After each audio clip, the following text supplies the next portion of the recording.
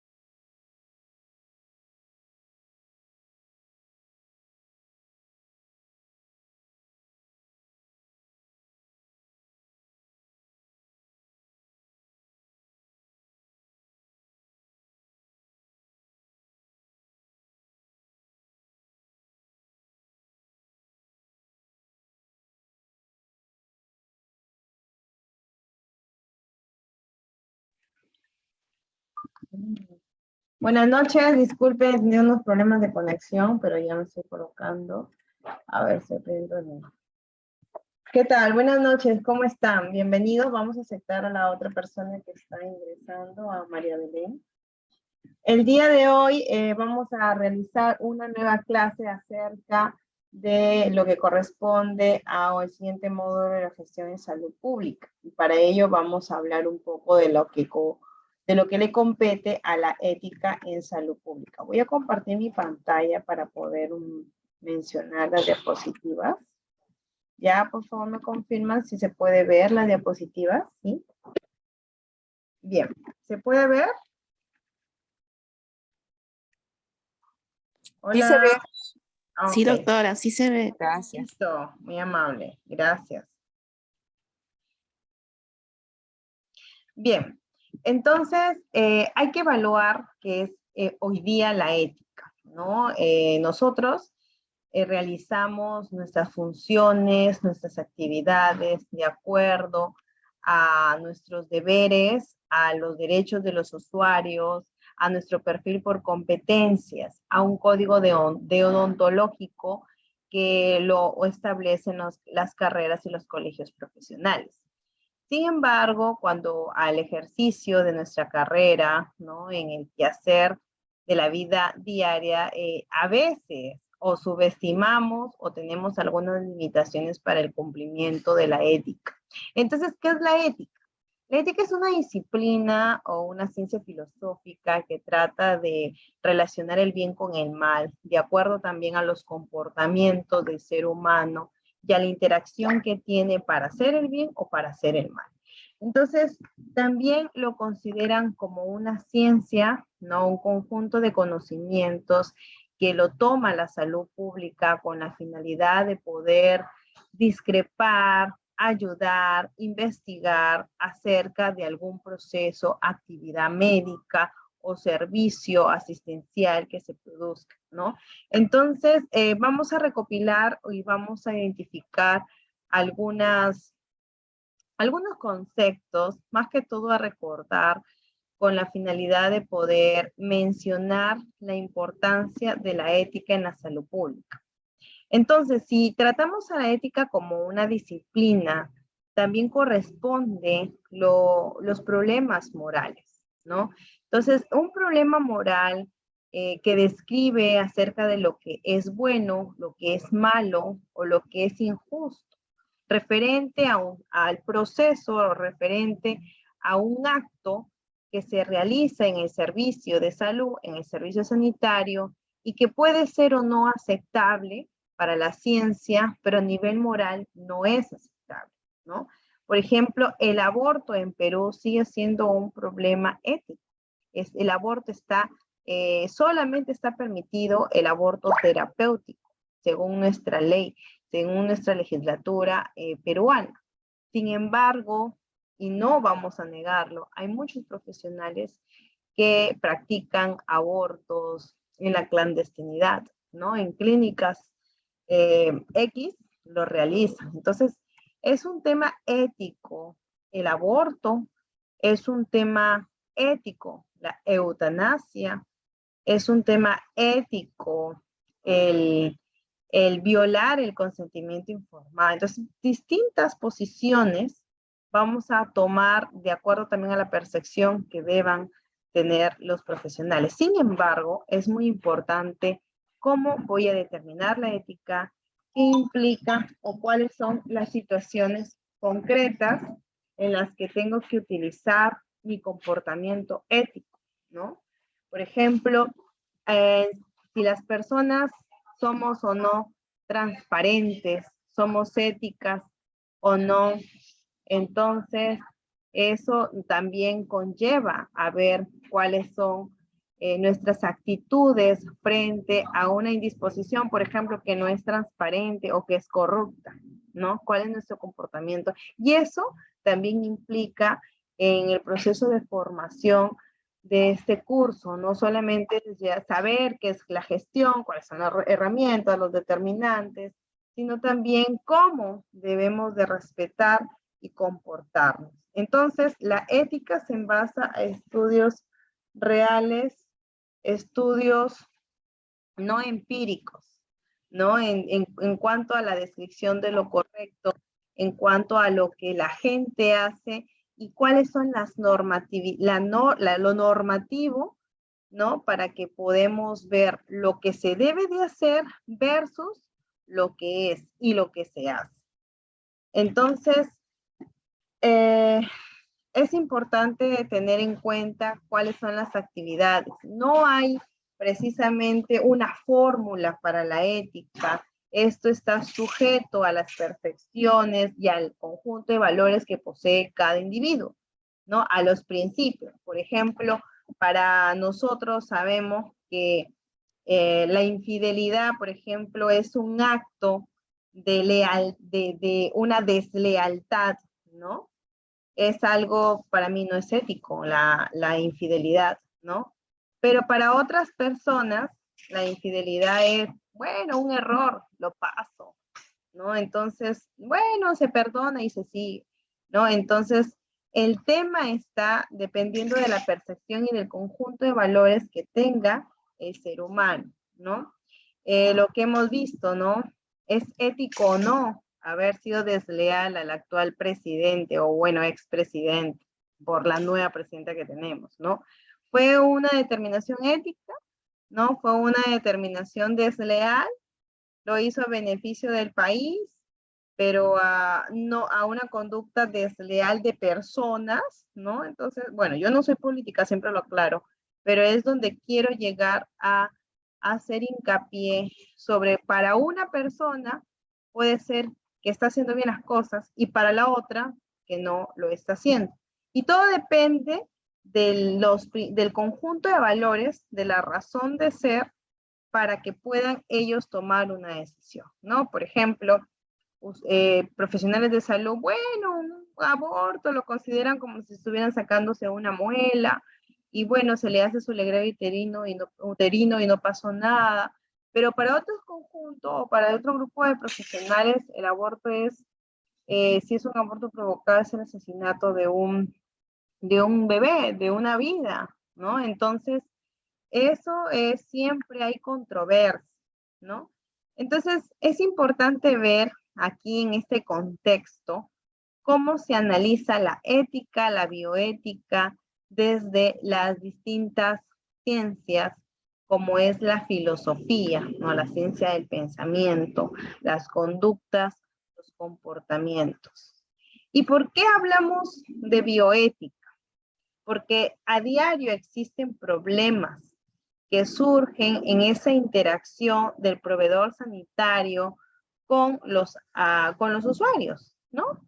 Todos los días se investiga, todos los días avanza la ciencia a pasos gigantescos, todos los días hay práctica médica, hay actos médicos, hay acceso de servicio de salud, ¿no? Entonces, frente a esto que estudia la salud pública, debemos considerar que en las prácticas médicas, ¿cuáles son los principios que se deben de tener en cuenta para no perjudicar a ese grupo de usuarios que tienen a cargo algún procedimiento, alguna intervención, si lo están colocando para como experimento de un laboratorio, ¿no?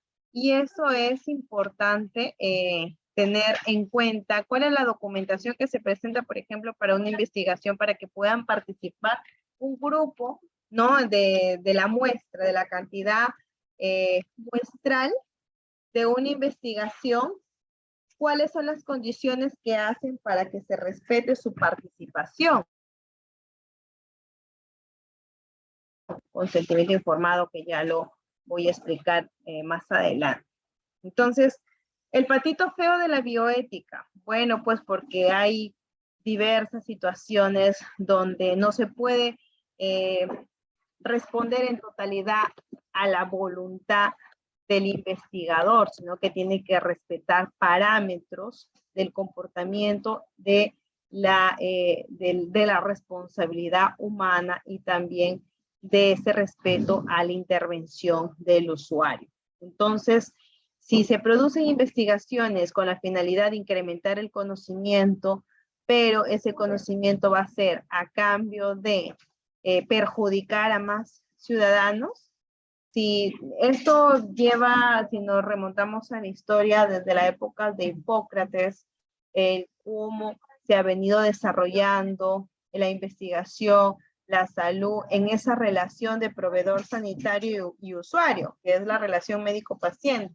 Y que obviamente desde la salud pública estamos nosotros también inmersos en aquella cantidad, sobre todo en ese grupo, en el grupo de población, y qué nos dice acerca de las políticas públicas que están en cuenta y de lo que ejecuta el Estado para el acceso a los servicios. Entonces, luego de ello, ¿cuáles son el tema ético, ¿no? De carácter terapéutico? Por ejemplo, he conocido varias asociaciones que promueven, ¿no? El consumo medicinal de algunas drogas, ¿no? Especialmente de de algunas drogas que permiten tener o aliviar el dolor, ¿no?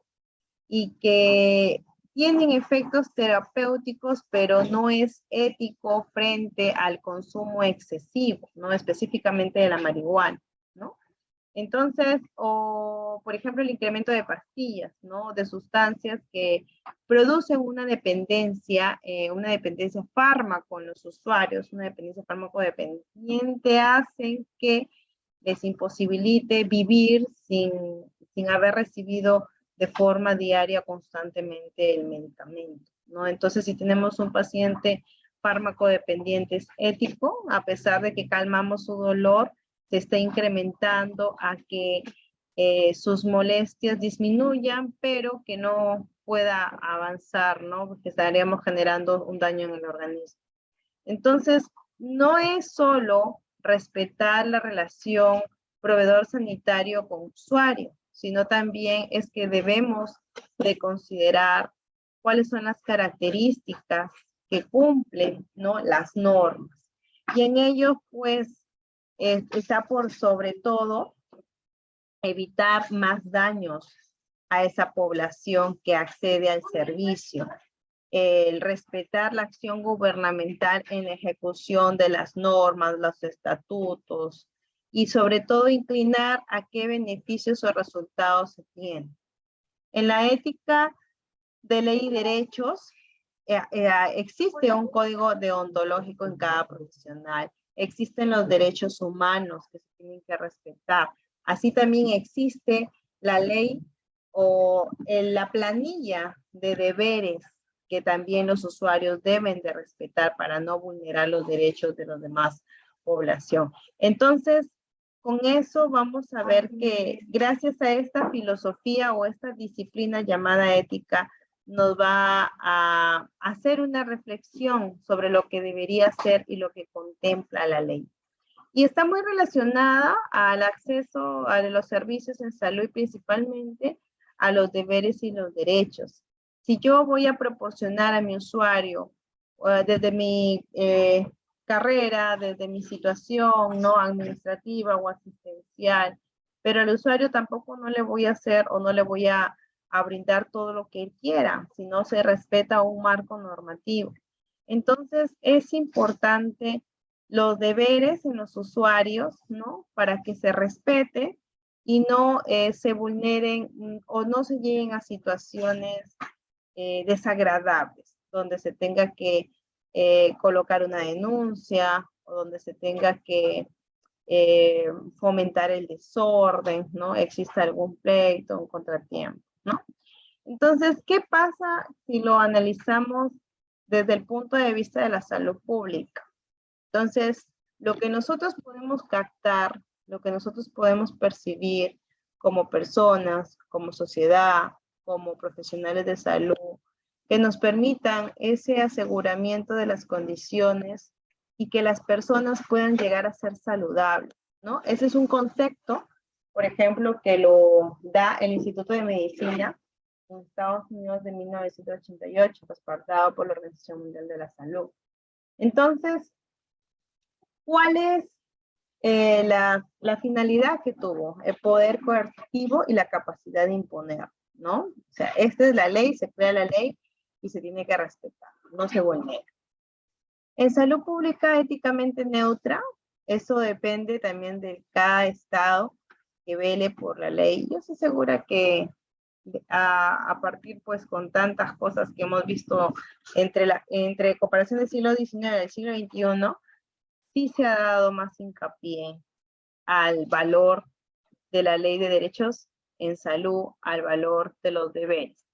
Acá en nuestro país sí tenemos una ley de derechos, pero no tenemos una ley de deberes. Sin embargo, el gobierno de turno de nuestros actuales congresistas promovieron la última ley donde específicamente si el usuario agrede al personal de salud está tipificado como delito. Para esa situación es un deber entonces que el usuario tiene que portarse bien en el acceso al servicio. Y pues la ley que respalda a los usuarios es la ley 29414, la ley de derechos en los servicios de salud. Entonces, ¿por qué hablamos todo esto? Porque esto se ha dado más hincapié desde hace 7 años. O sea, a partir del 2015 se ha promovido gracias al gobierno. Bueno, eso fue una de las ventajas o de las fortalezas que tuvo el gobierno de Ollanta Humala hacia adelante. Promovió el desarrollo y la ejecución de este tipo de ley que se alineaba a la ética en salud pública, ¿no? Entonces, ¿cómo vamos a hacer? Pues no, aquí hay algunas preguntas que se ha colocado un poco para que lleve esto a la reflexión. Sabemos que cada día tenemos una situación donde tomamos decisiones, ¿no? Técnicas, decisiones a favor del usuario, decisiones donde, por ejemplo, acá sé que en este diplomado también hay alumnos, ¿no? Y al alumno hay que dirigir. Aquí en este diplomado hay tanto profesionales como estudiantes de salud. Entonces, lo importante es dirigirlos por el camino correcto, por el camino que debe de ser. ¿Y cómo vamos a dividir el pastel? Pues, ¿no? Es una pregunta. ¿Cómo hacemos? ¿Mitad tú, mitad yo?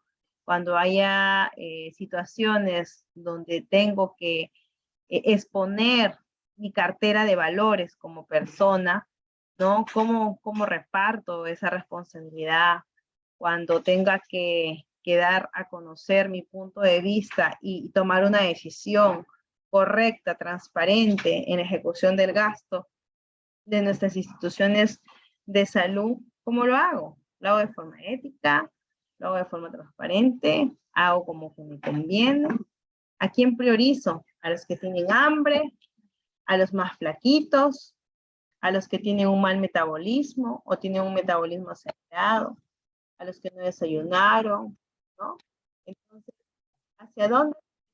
La ética. ¿Hacia dónde dirijo mis actitudes? ¿Cuáles son los criterios morales por los cuales yo me justifico en mi accionar? Y eso pues lo correcto siempre va a beneficiar a un gran número de personas. Y también debe de evitar los daños a ese gran número de personas, ¿no? Entonces, las cosas no son tan sencillas como lo estamos explicando acá en estas diapositivas, ¿no? ¿Qué vamos a hacer? ¿Cómo aplicamos el principio de justicia desde nuestro acceso a los servicios de salud, desde nuestro lado como proveedores sanitarios, ¿no? Entonces, por ejemplo, acá mencionan un tema, hay una asociación recién, ¿no? Creada hace 2 años, la Asociación Nacional de Enfermedades Huérfanas, ¿no? Entonces, es una asociación que les comento que tiene muy poco tiempo, pero que como busca beneficios para personas de enfermedades poco estudiadas, son grupos muy reducidos o son grupos muy pequeños. Entonces, a veces no tienen ese apoyo de las autoridades y ellos tienen que estar siguiendo en esa lucha, ¿no? Y también tienen problemas éticos, ¿no? Problemas de decisiones en los cuales, pues, se les niega, ¿no? Se les niega el poder investigar más allá de la enfermedad, ¿no? ¿Cuál es el rol, entonces, como ética, ¿no?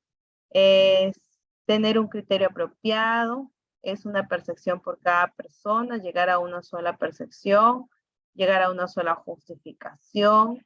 Entonces, no solo o no basta la percepción ni la buena fe, sino también respetar la norma, cumplir la ley, ¿no? Aquí tenemos, por ejemplo, un caso. Hay un test aplicado a toda una población de una jurisdicción, imagínense en la jurisdicción donde ustedes se encuentran, que se salva 1000 vidas, ¿no? Entonces, sin embargo, hay un test más caro y ese test va a ser aplicado a la mitad de la población, ¿no? Porque no hay mucho presupuesto, ¿no? Seleccionar al azar que salvaría 1100 vidas, ¿no? Entonces, ¿cuál sería la elección que ustedes escogerían? Pongámosle en el ejemplo, en vez de test, tenemos un medicamento. Un medicamento que se va a aplicar para salvar a 1000 vidas en toda una población. Pero, si lo compramos de una empresa farmacéutica más barata, salvamos 100 vidas más, me ahorro un poco más de dinero. ¿Y por qué? Porque limito mi presupuesto, ¿no? ¿Cuál debería ser la conducta correcta y ética que deberían de tener? En el caso, por ejemplo, que ustedes sean los responsables del establecimiento, ¿no? A ver, vamos a medir la participación el día de hoy. Así que pueden activar sus micrófonos. Primero, voluntarios, quien desea participar para colocarle su punto. Tenemos 2 ejemplos, ¿ya? ¿A cuál de los 2 inclinarían? ¿Al medicamento que se aplica a toda la población para salvar 1000 vidas? ¿O me voy por el medicamento más barato que me va a ayudar a salvar 100 vidas más y que solamente, bueno, es más caro y también voy a aplicar a un cierto porcentaje de población al azar, no a toda?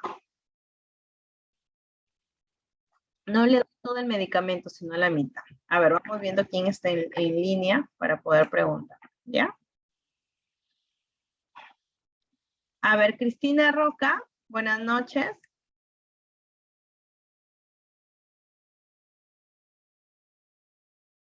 Hola, Cristina Roca.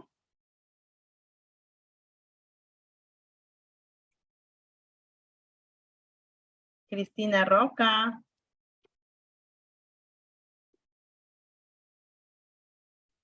A ver, Cristina Roca. Ah, ya. Aquí Patricia Collantes nos dice que está mal de la garganta. Ya, a ver, Patricia. ¿En qué situación te inclinas? ¿En la primera o en la segunda? Tenemos acá las situaciones que están a los costados. ¿Test aplicado a toda la población que salvaría 1000 vidas o un test más caro y mejor aplicado a la mitad de la población por escaso presupuesto seleccionadas al azar que salvaría 1.100 vidas. ¿Qué respondes, Patricia?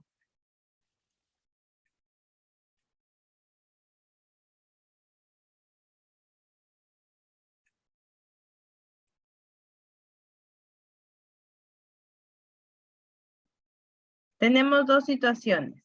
Ya, buenas noches, está ingresando Eric Serna. Ya, el primer, Eric Serna, buenas noches. Vamos a repetir las situaciones en este ejemplo para ver qué se haría, ¿ya? Tenemos la primera situación que es el test aplicado a toda la población con la finalidad que se puedan salvar 1.000 vidas. Y tenemos otro test más caro y mejor aplicado, pero se lo hacemos a la mitad de la población, porque nos justificamos en que no hay presupuesto. Si seleccionamos al azar, salvaríamos 1.100 vidas, pero no estamos coberturando a toda la población, sino a la mitad. ¿Cuál sería la situación con la que ustedes más se identifican? ¿Con la primera o con la segunda?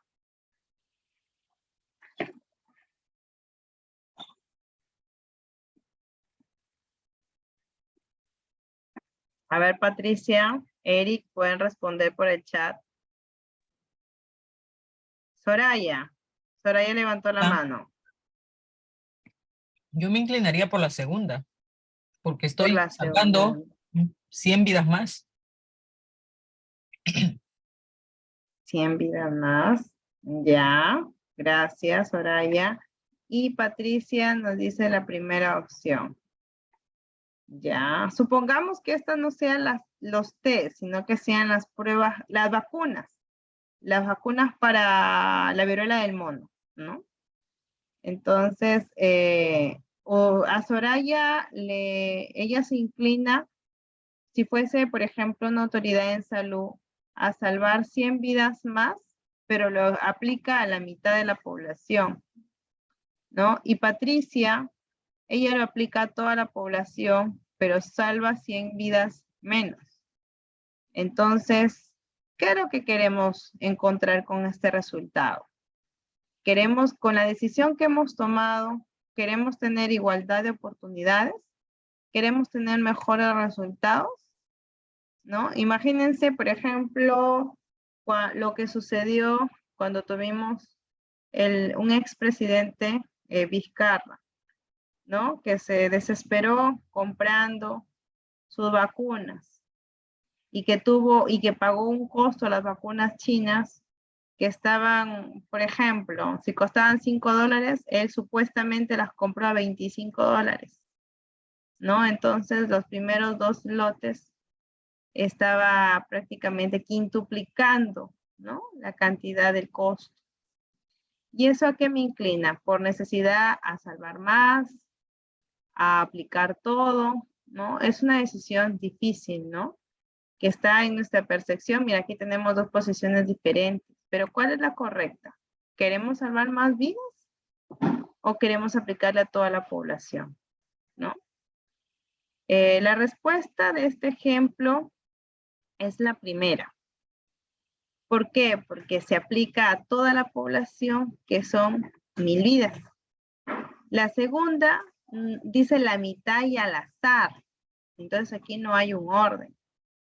Y si la respuesta en la primera se aplica menos, salvamos menos vidas, pero para eso está la gestión, ¿no? Y ustedes tienen que fortalecer sus capacidades de gestión. Yo voy a conseguir esto, voy a salvar 1.000 vidas, pero gestionando puedo hacer este mismo procedimiento y ya no salvo 1.000, sino 2.000, y lo aplico para todos, que no se me quede ni uno al azar, ¿no? Entonces eso es dependiendo, ¿no? También del grupo que ustedes puedan promover, ¿no? Porque uno puede tener sus ideales, su escala de valores, su cartera de valores como seres humanos. Sin embargo, cuando vamos al trabajo o al equipo o a los jefes, tienen otra cartera de valores, ni siquiera cartera, tienen un monedero o un gotero de valores totalmente reducido. Entonces, la salud... Pero es relativo, profesora. ¿Perdón? Sería relativo porque en realidad ahí en la segunda opción tiene posibilidades de salvar más vidas, que son más importantes que lo que cueste en dinero. Lo que está Así mal es. es que sea aplicado al azar. Se supone que ahí lo que uno tiene que hacer es seleccionar cuáles son los de mayor riesgo. Así es, Pienso, ¿no? ¿no? Así es, sí, es importante. Por eso le digo, o sea, uno puede tener una concepción, pero la toma de decisión para, por ejemplo, esto que pasa en nuestro servicio, analizándolo, no puede tener, ya, yo pienso esto y esto va a ser. ¿Por qué? Porque como trabajamos con personas y el servicio no solo lo da el profesional, sino el conjunto de personas. Y eso a veces nos pasa, ¿ah? Porque tenemos una idea de cómo mejorar nuestro servicio, de cómo ayudar, de cómo coberturar más, de cómo darle sostenibilidad a nuestro recurso o hacer que tengamos una mayor demanda o incrementar tal vez nuestra oferta. Y tenemos muchas ideas, pero vamos y nos chocamos contra la pared porque el jefe no le parece, porque el jefe es el único que manda, porque no es un líder, porque no toma en cuenta las opiniones de los demás, que también ustedes son parte del equipo, de ese servicio. Entonces tiene mucha razón Soraya, porque dice, para poder salvar más vidas y que no sea al azar, hay que elaborar los criterios de selección para las personas con mayor factor riesgo, en este test, ¿no? En este ejemplo, ¿no? Y es un reto, ¿ah? Estos temas son un reto porque uno va con todas las pilas, con toda la intención, llegas y si no hay una buena predisposición por parte de las jefaturas, se queda ahí, solo en la ilusión. Y eso también genera impotencia, decepción, y eso genera a veces que solo trabajemos por nuestras funciones y nos vayamos, ¿no? Entonces ya se genera un mal clima organizacional. Y ahora pues la tendencia en este siglo es que las instituciones sanitarias no sean solo una institución de salvar una vida al usuario, sino de prevenir que se enferme y que crezca como empresa. Entonces, ¿qué dice John Stuart Mill? Habla sobre el principio del daño. ¿Y qué nos refiere? El único propósito por el cual se puede ejercer legítimamente sobre cualquier miembro de una comunidad civilizada contra su voluntad es para prevenir el daño a otros.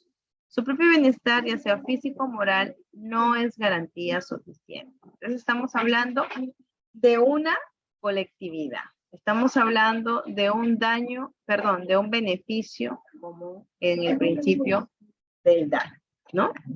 Entonces, luego de ello, teniendo en cuenta que no solamente es prevenir mi daño, sino evitar perjudicar a otros, ¿no? Ese se vendría a ser el principio del pregunta de cuestionario, ¿cuál es el principio del daño? Desde el ejercicio legítimo del poder del Estado. No es solo prevenir mis inconvenientes o perjudicarme, sino también es evitar que se perjudiquen otras personas con las decisiones que pueda tomar uno solo.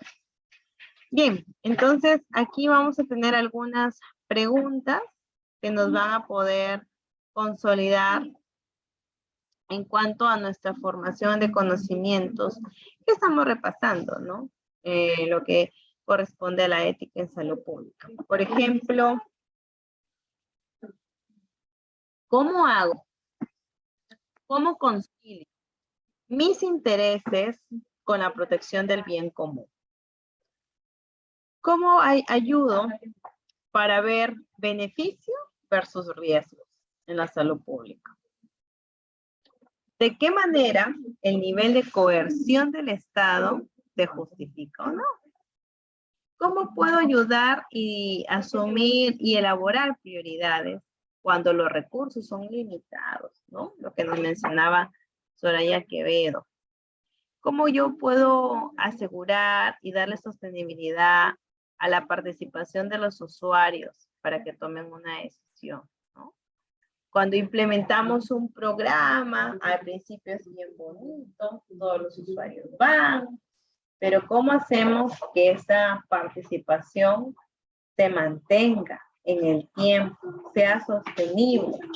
Es un poco difícil, ¿no? Más si ven que el programa en salud está desorganizado, no hay cooperación, o no tiene los recursos suficientes, entonces es difícil, ¿no?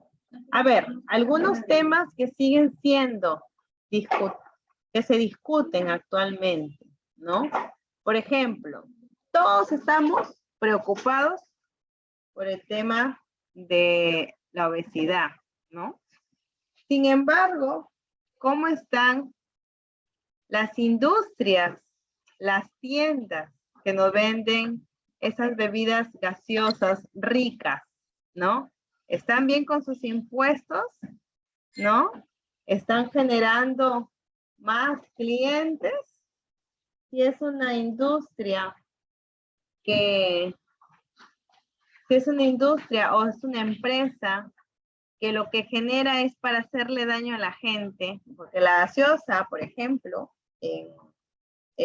al consumirla, al consumirlo con gran frecuencia, daña, ¿no? Yo tengo la experiencia en mi familia que teníamos un tío muy querido, todos los días se tomaba su Coca-Cola, todos los días, desde que yo lo recuerdo desde los 5 años hasta que me gradué, todos los días era su Coca-Cola, su Coca-Cola. Y lamentablemente murió de cáncer, ¿no? Hepático, y tuvo metástasis, se fue en menos de 2 meses, ¿no? Ahí nos enteramos y bueno, pues lo que el oncólogo nos dijo que era el exceso y era gordito, era obeso, ¿no? Entonces, como un tema ético, ¿no? Están promoviendo, por ejemplo, igual con el tema de las comidas chatarras, el tema de los embutidos, ¿no? Pero a estas empresas no se les puede cerrar, ¿no? Porque tampoco ellos pueden producir, consumir, pero depende del usuario si lo consume en exceso para que tenga ese problema. Igual pasa con el tabaco, ¿no? Todas las empresas que venden cigarros, todas las empresas que venden, todas las de cultura etílica, ¿no? Las bebidas alcohólicas, los té genéticos, ¿no? En cuanto a también otros, que el tema de los test, del VIH, el SIDA, ¿no? Algunos siguen siendo áreas de discusión en temas éticos, ¿no? En cuanto a las vacunas, del virus de papiloma humano, por ejemplo, a las enfermedades de tuberculosis multiresistente, a las emergencias sanitarias. Y bueno, pues cuando hay un diagnóstico difícil, un diagnóstico doloroso, un diagnóstico que debe guardar discreción, a veces no lo hacen, ¿no? Por ejemplo, hace poco yo estaba en una clínica, ¿no? Y estaba, porque me iba a hacer algún análisis, y salió una enfermera de laboratorio, y a mi costado había una señorita, ¿no? Que la veía preocupada con su mamá. Entonces, bueno, pues yo estaba, cuando espera en la consulta, anda con su celular. Y salió la enfermera, ¿no? Estábamos en una clínica que supuestamente tiene todos los estándares de calidad. Ahí le dijo, a ver, ¿qué pasa la señorita que tiene el tumor grande? Y todos nos horrorizamos. Y la señorita no sabía que tenía un tumor grande, sabía que era su tumor. Entonces la señorita dice, ¿qué? ¿Mi tumor es grande? Sí, usted que tiene cáncer. Así con esas palabras. Yo sí se me puso, yo que no era la usuaria, me puse los pelos de punta. Entonces yo, ¿a dónde está su ética? ¿Por qué no se quedó callada? ¿Cómo está revelando ese diagnóstico delante de todo el mundo en el pasillo? ¿Qué le pasa a esa licenciada? Un tema actitudinal. Y obviamente la señorita, que era menor que yo, era una jovencita, se privó, se puso pálida, no porque le gritaron el diagnóstico, sino porque le dijeron algo así, sin tener empatía. Y obviamente su mamá comenzó tuvieron que hacer una denuncia. Y tuve que meterme para que ayuden a hacer la denuncia, porque eso no se hace. Igual nos ha pasado que con pacientes de VIH, ¿no? Se ha llevado incluso a filtrar las historias clínicas para saber si está recibiendo un tratamiento o no de VIH, o si tiene VPH, el virus de papiloma humano, o se han sentido o han sido discriminados los pacientes con tuberculosis, ¿no?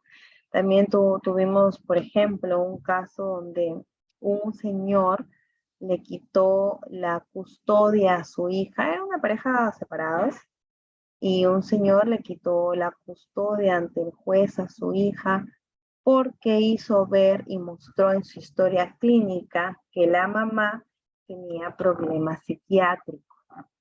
Entonces expuso ante el juez la historia clínica que la señora incluso consumía medicamentos de litio, ¿no? Para sus problemas y estaba en tratamiento. Entonces el juez le quitó, lamentablemente le quitó, ¿no? La tutela, se llama eso, la tenencia temporal, ¿no? Se la dio al papá, pero el abogado de la señora también fue muy astuto y dijo, un momento, ¿cómo se sabe que la señora tiene tratamiento psiquiátrico? ¿Por qué están revelando ese diagnóstico? Y eso es un delito. Revelar un diagnóstico es un delito. Está en contra de la ley 29414, que es el derecho a la privacidad de la historia clínica de los diagnósticos.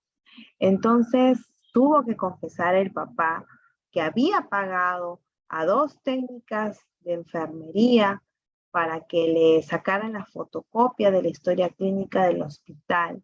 Se tuvo que intervenir en ese hospital, se cerró por 2 días el lugar de triaje, ¿no? Incrementó la demanda, es un caos.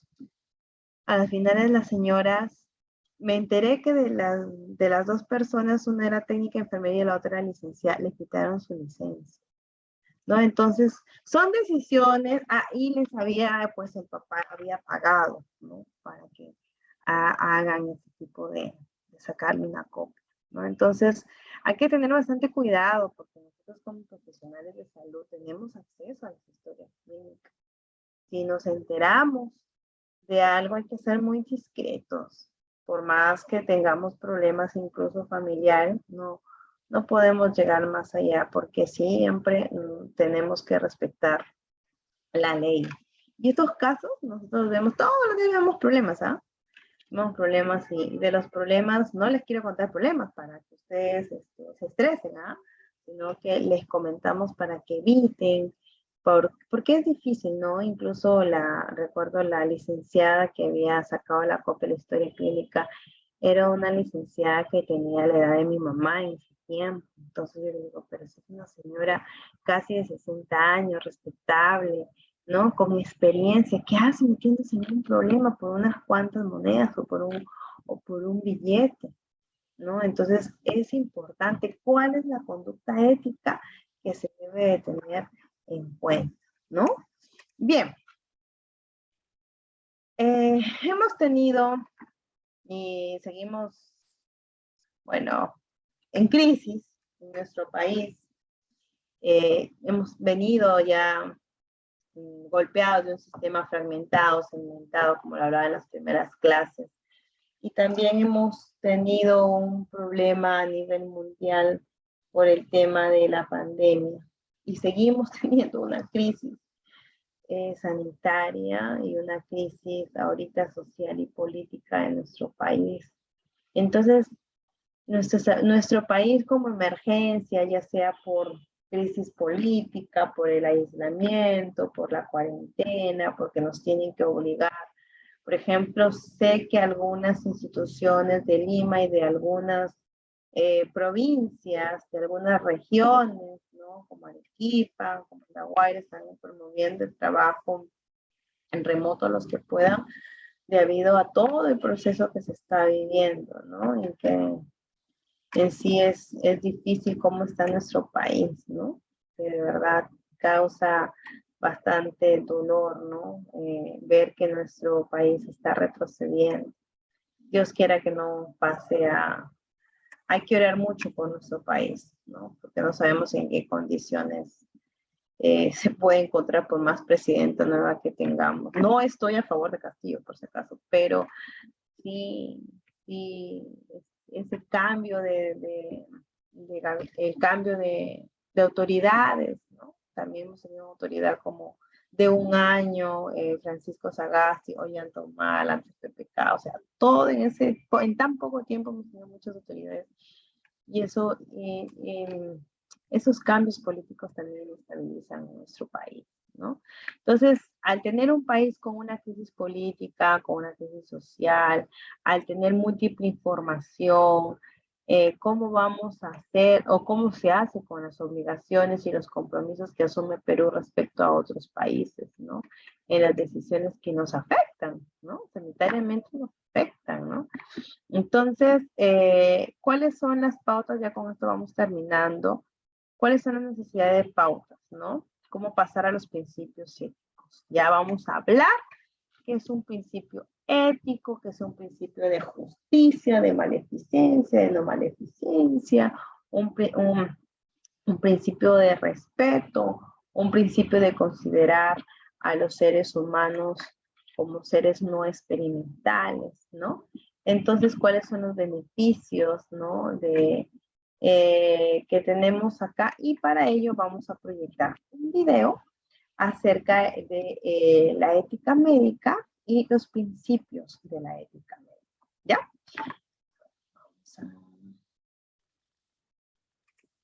Vamos a proyectar nuestro video.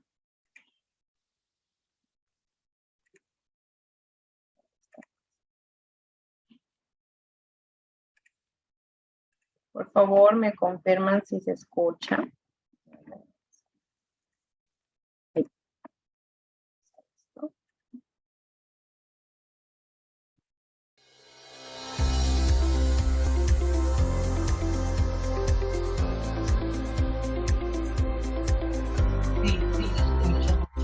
¿Sí se escucha? Sí. Ah, ya, perfecto. Hola, ¿cómo están? En este video vamos a hablar de la ética médica que se ha preguntado, aunque muy poco, pero se ha preguntado y que todo el mundo debería saber, ¿cierto? Así que empecemos con los principios de la ética médica. El primer principio es el principio de beneficencia, luego viene el de no maleficencia, luego el de autonomía y luego el de justicia. Y vamos a verlos con algún detalle que significa cada uno y con algunos ejemplos, en el sentido en que eso es lo que habitualmente se pregunta en el Alumnacom. Ahora, el principio de beneficencia se resume en hacer el bien, en buscar el bien del paciente. Uno no debería dejarle nunca un tratamiento que no le va a generar algún beneficio y del mismo modo uno está obligado a actuar de manera de beneficiar al paciente, y abstenerse de hacer el bien sería algo antiético para el médico. Por otro lado está el de no maleficencia, y que quede bien claro, esto significa no dañar, y no hacer el mal no es lo mismo que hacer el bien, aunque Arjona diga lo contrario. Ya esos son dos principios totalmente distintos y hay que saber diferenciarlo en las preguntas del Alumnacom. Pero a grandes rasgos uno debería abstenerse de realizar cualquier cosa que ya sea en realidad o de una manera potencial pueda perjudicar a nuestro paciente.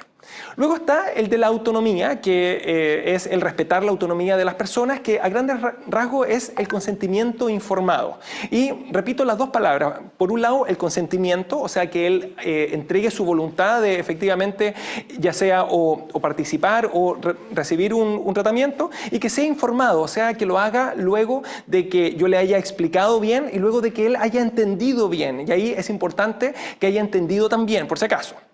Y finalmente está el principio de justicia, que a grandes rasgos es que cada uno reciba lo que le corresponde sin que haya discriminación arbitraria, y ejemplo, dejar fuera a un grupo de personas del acceso a la salud, y que sea igualmente actuando conforme a la ley, conforme a la normativa y conforme a el bien común en general.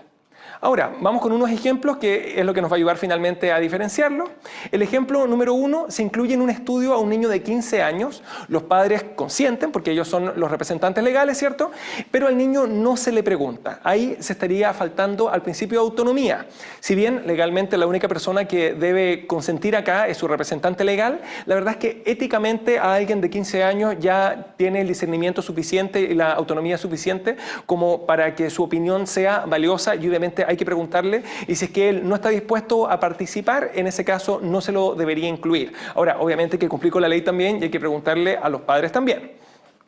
Segundo caso, se realiza un estudio que compara un nuevo medicamento versus el placebo y no se informa a los participantes que pueden recibir un placebo. En este caso, como no se estaría dando la información, aquí no habría un consentimiento informado. Si bien el paciente sabe que va a participar en un estudio y él dio su consentimiento para estar ahí, la verdad es que debe hacerlo informado, sabiendo que uno de los riesgos es que reciba efectivamente un placebo, o sea, algo que no le va a servir en realidad para su enfermedad. El siguiente caso es, además en ese mismo estudio existía un tratamiento bueno, ¿ya? Y yo le estoy dando un placebo en vez de darle como alternativa el tratamiento ideal, el que existía desde antes. Ahí habría una falta al principio de beneficencia, en el sentido en que recuerden que teníamos la obligación de beneficiar al paciente. Y en este caso era la obligación de no comparar el nuevo tratamiento con un placebo, sino que compararlo con un medicamento que ya sirviera, ¿ya? A menos, claro, que fuera una enfermedad banal, que da lo mismo, pero si es una enfermedad importante, yo no puedo llegar y comparar antibióticos versus placebo en una meningitis, por ejemplo. Y finalmente, un laboratorio da viajes a médicos que recetan mucho sus medicamentos, ¿ya? Y eso ocurre en la vida real, por si acaso, y es una de las faltas éticas como más frecuentes. Y acá la verdad es que se afecta por un lado el principio de justicia, en el sentido en que se está recibiendo una cosa que no se merece, en el sentido en que nadie debería tener como un premio por un laboratorio por recetar un medicamento de ese laboratorio, porque los médicos deberíamos indicar los medicamentos en base a lo que dice la medicina y no en base a lo que me convenga, pero además eventualmente si es que es un fármaco que no sirve o que eventualmente le está haciendo mal, se podrían afectar también los principios de beneficencia en el caso de que no sirva o el principio de no maleficencia en el caso de que le hiciera algún daño. ¿Ya? Y esto fue una clase muy cortita, así que espero que recuerden los principios porque se van a preguntar de esa forma. Ahora, como última cosa adicional, acuérdense que existe una ley que es la Ley de Derechos y Deberes de los Pacientes, que vale la pena leerla y que incluye hasta cierto punto el acceso a la información y el acceso al consentimiento informado o al rechazo de un tratamiento. Y finalmente existe el Colegio Médico, ¿cierto?, con el Tribunal de Ética, pero recordemos que en Chile no es obligatorio afiliarse al Colegio Médico, así que solamente quedan sometidos a los tribunales éticos los médicos que están colegiados, pero el resto siempre está sometido a actuar conforme a la ley, a no causar daño y eventualmente puede caer, pero bajo los tribunales de justicia, por si acaso, no al tribunal ético del Colegio Médico, ¿ya? Así que eso, que estén muy bien.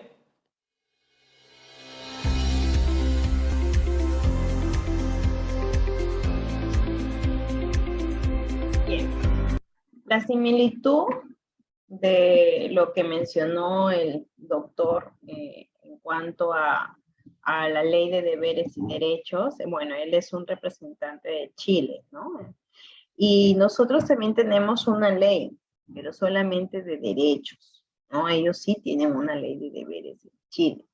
Nosotros tenemos una ley de derechos en acceso a los servicios de salud de los usuarios y tenemos una planilla de deberes. Para que esa planilla se convierta en una ley, debe de impulsarse desde el legislativo. Pero bueno, pues los actuales congresistas de turno están priorizando otras cosas, ¿no? Y vamos también ahora a identificar un poco, ya antes de pasar a hacer, después de ver este segundo video, ya voy a pasar lista y luego voy a hacer un ejercicio con el segundo tema que vamos a mencionar sobre, bueno, que ya lo he explicado o lo referí anteriormente, que es el tema de deberes y derechos en salud, ¿sí? Entonces, a ver, voy a compartir de nuevo.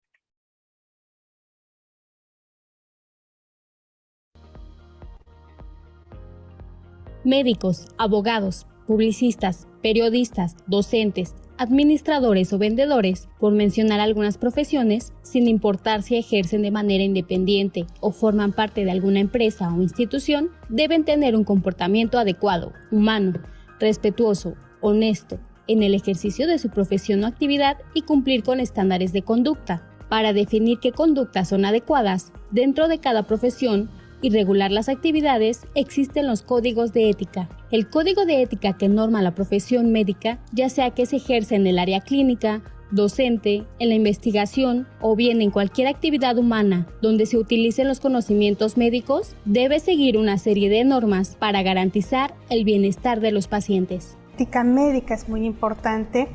Estaríamos ahí hablando de deontología. Son los deberes y principios que afectan a la profesión médica. Son las pautas de comportamiento profesional y ético de la profesión médica.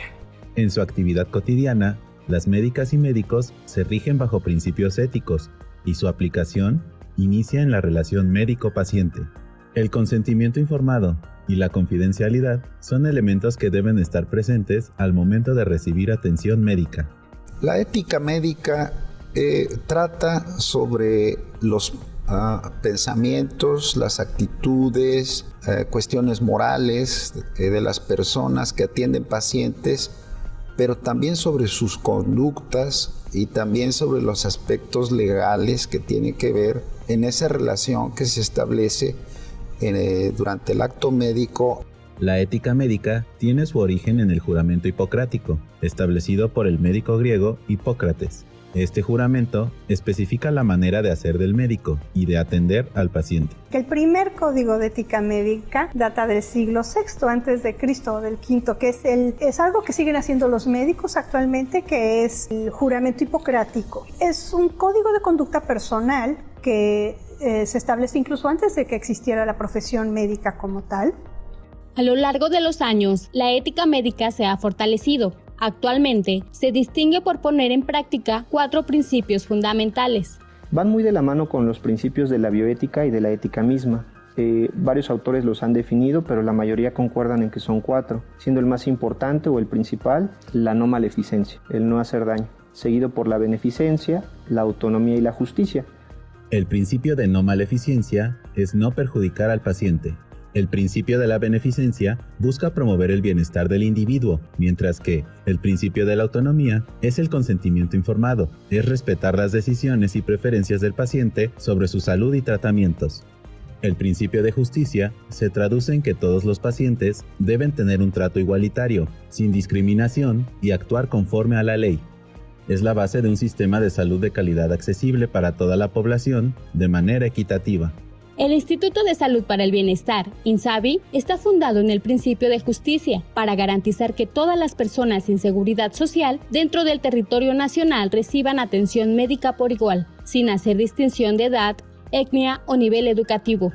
El principio que rige la creación del INSABI es precisamente el principio de justicia, que es darle salud, darle servicios de salud con todo lo que necesita un paciente sin seguridad social, desde medicamentos, que haya el médico que lo atienda, que esté el equipo que requiere para hacerle los análisis.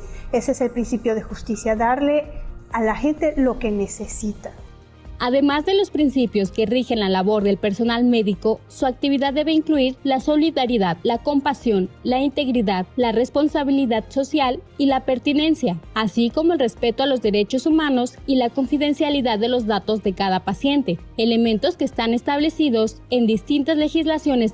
Los médicos de este país se rigen por la Ley General de Salud, aunque hay otras normas que tienen que ver con la conducta médica, ¿no? Tenemos la ley de protección de datos, tenemos todos los lineamientos de la Comisión Nacional de los Derechos Humanos, en fin, hay una serie de reglamentos y de disposiciones legales que protegen el derecho de las personas a la confidencialidad, al respeto a la persona. También la Constitución mexicana establece algunos principios éticos que regulan la actividad médica. El primer artículo de la Constitución de nuestro país salvaguarda la dignidad humana y la autonomía personal. Y eso es muy importante porque estamos, el médico está salvaguardando la dignidad de su paciente y está respetando la autonomía, su capacidad de decisión. A nivel internacional, también existen códigos de ética que establecen las bases para que las y los médicos desempeñen sus labores de la mejor manera. Internacionalmente existe el Código Internacional de Ética Médica, el cual desde los años 40 se estableció por la Asociación Médica Mundial y se ha venido renovando. En México, la Comisión Nacional de Arbitraje Médico, CONAMED, es la institución encargada de establecer fundamentos éticos de la profesión mediante un manual de ética médica, el cual está disponible para todos los profesionales de la salud. Por otro lado, dentro de las unidades de salud, también existen mecanismos para supervisar y normar la profesión médica. Existe también en los establecimientos de salud comités de ética y bioética que regulan de manera local o interna los actos médicos, pero se enfocan mucho a la investigación. El desempeño de las y los médicos en los centros de salud u hospitales también son vigilados por el personal de salud que labora ahí. En cada una de las instituciones hay un líder, hay un jefe de servicio, hay un director. Todas las actividades que hacen están normadas, hay que seguir esas normas. Como todos los profesionistas, las y los médicos también están expuestos a tener un comportamiento no ético. Una de las principales causas para no respetar la ética médica es la influencia de factores externos, lo que los lleva a buscar su propio beneficio antes del bienestar del paciente.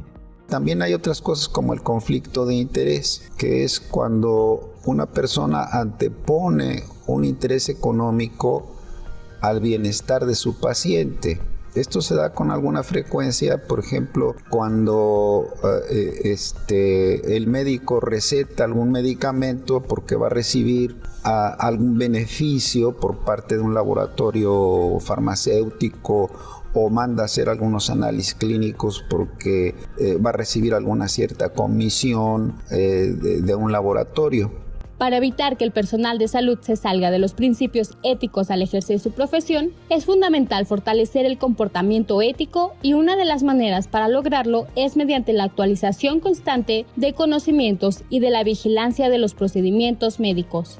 Tiene que ser primeramente con la capacitación. A veces pensamos que la capacitación es solamente en la parte técnica, cómo recetar el medicamento más moderno, cómo hacer un diagnóstico complejo, pero en realidad los principios también tienen que aprenderse y tienen que ejecutarse y regularse.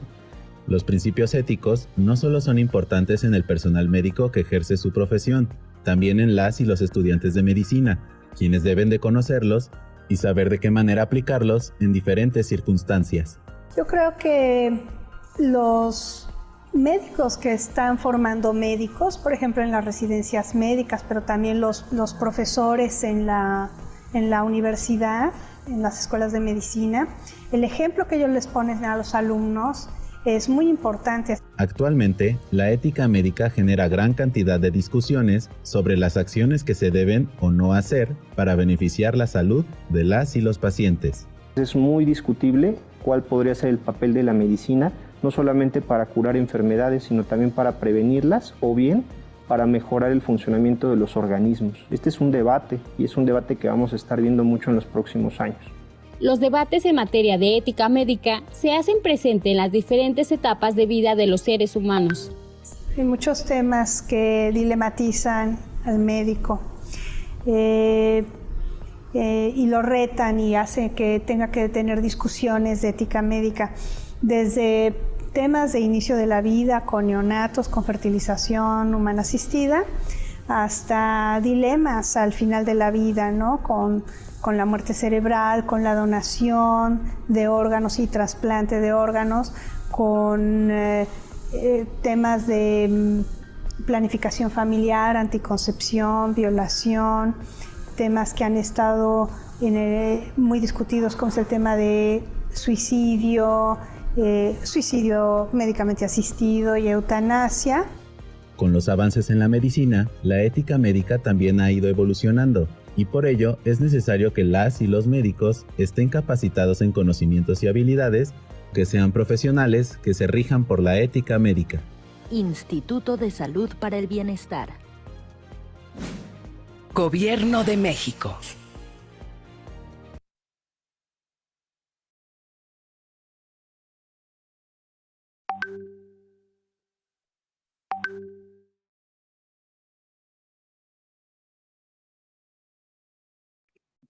Bien, entonces, ahora voy a pasar lista. Por favor, activen su cámara para poderles ver ya y pasar la lista, ¿ya? A ver. Sofía, a ver, Soraya Quevedo.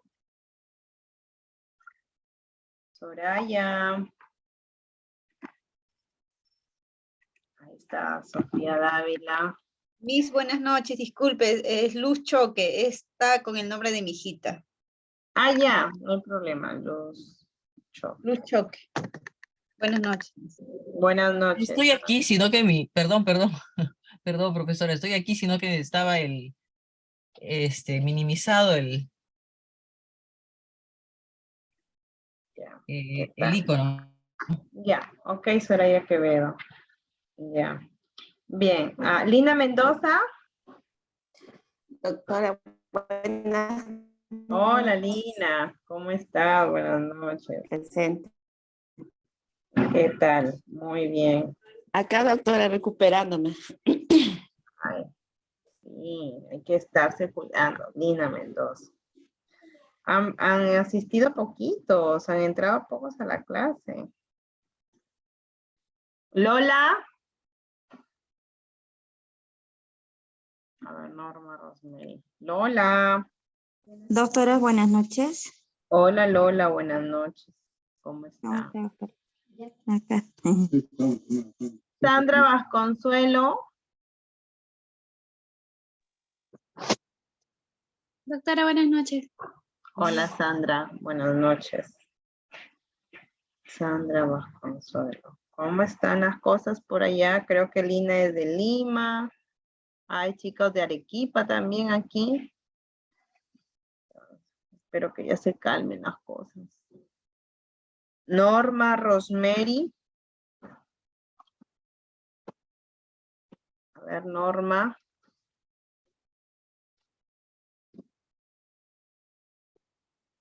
Norma Rosemary.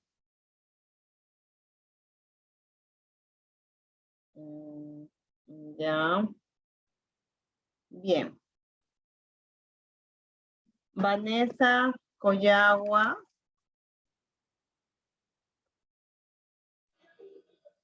Vanessa.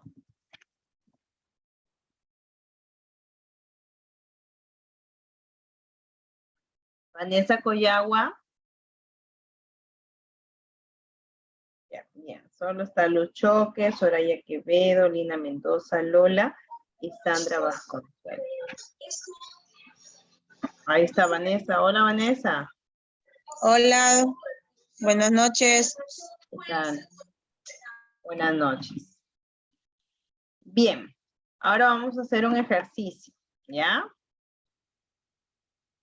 Vamos a hablar o vamos a pedir, como somos poquitos los participantes, todos van a tener su puntito, ¿ya? A ver, vamos a hacer algunas preguntas, ¿ya? Para entrarnos a la siguiente clase. Ya está ingresando María del Belén. A ver.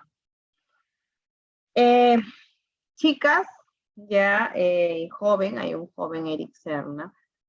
¿Cuántos derechos en salud conocen? A ver, vayan escribiendo en el chat cuántos derechos en salud conocen para irnos entrando ya a nuestro segundo tema, derechos y deberes en salud, como parte también de la salud pública, el conocimiento que podamos tener en salud pública.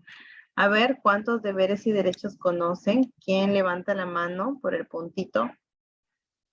4. 4 dice Soraya. Ya, 4. ¿Quién más?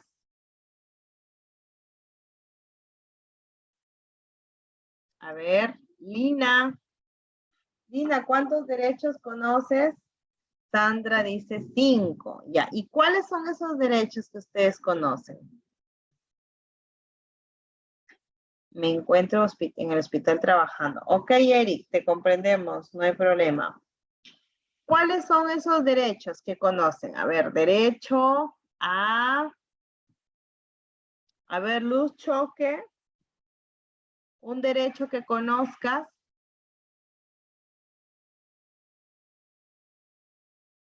Derecho al consentimiento informado, muy bien, Sandra Vasconsuelo. A ver, Soraya Quevedo, otro derecho. No googleen, por favor. A ver, Sandra Quevedo, otro derecho que conozcan. Debemos de recibir una información que sea clara y con calidez. Muy bien. Derecho a la información, al acceso a la información. Muy bien, gracias. Derecho a la atención, nos escribe María Belén de los Ríos. A ver, María Belén, active su cámara para poner la asistencia. María Belén de los Ríos. Bien, entonces, derecho a la atención, nos dice María Belén. ¿Qué más? Bien, vamos. A un trato digno. A un trato digno, a un trato con respeto. Tenemos muchos derechos, ¿no? Nosotros somos profesionales de salud, somos los proveedores sanitarios, los que estamos ahí con el servicio, pero en cualquier momento pasamos a las largas colas de salud, ¿no? Y nos convertimos en pacientes, nos convertimos en usuarios, ¿ya? Entonces, es importante, ¿no? O que nosotros, por ejemplo, tengamos un familiar y estemos prácticamente apoyando como familiares de los usuarios, mientras que nuestro familiar está hospitalizado, no lo quieren atender, le venden los medicamentos.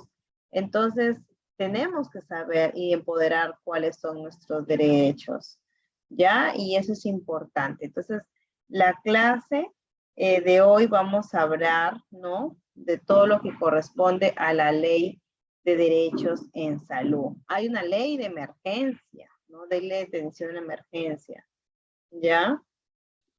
Y vamos a proyectarlo, ¿ya?